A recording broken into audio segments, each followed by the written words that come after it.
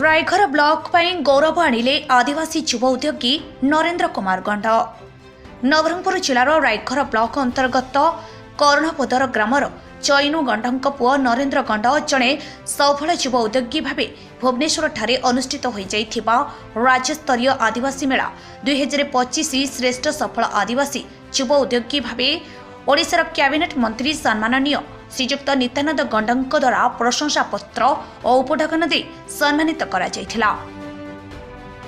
नरेंद्र गंड मुख्यमंत्री जनजाति जीविका मिशन प्रकल्प सहायता निज ग्राम रे एक 2 चकिया ऑटो गैरेज और सर्विस सेंटर आरंभ करुथिले, किंतु निजर दृढ़ इच्छाशक्ति कर्तव्यनिष्ठ और अक्लांत उद्यम द्वारा उद्योग खूब कम दिन में सफलतार शीर्ष में पहुंची पारिथिले। तांकर एही खबर पाइबा परे आज नरेंद्र को रायघर पंचायत ठारे सरपंच लंबोदर माझीଙ୍କ समेत एबीडीओ विजय कुमार सेठी एवं समस्त अधिकारी मिसी तांको संबोधन करथिले। नरेंद्र कुमार गंड ग्राम करणपद रायगढ़ ब्लॉक नवरंगपुर डिस्ट्रिक्ट भुवनेश्वर डकैथिले सम्मानित होगापाई हमर जनजाति मुख्यमंत्री जनजाति जीवन मिशन तरफ लक्षे टंका सहायता मिलता।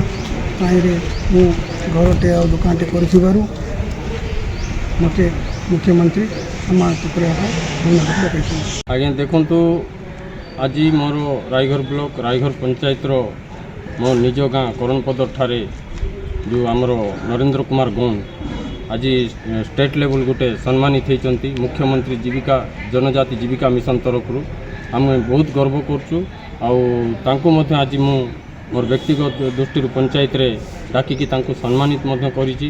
जेहेतु इटा गोटे आमर पाई गोटे उदाहरण तांको देखिकी सरकार जेकोसी भी योजना अच्छी जिनस अच्छी से केमती लोक केमती उपभोग करेंगे आमती जानीपारे तार पाई मु आज आम नरेंद्र गण भाई को पंचायत रे डाकिकी सम्मानित करिछि।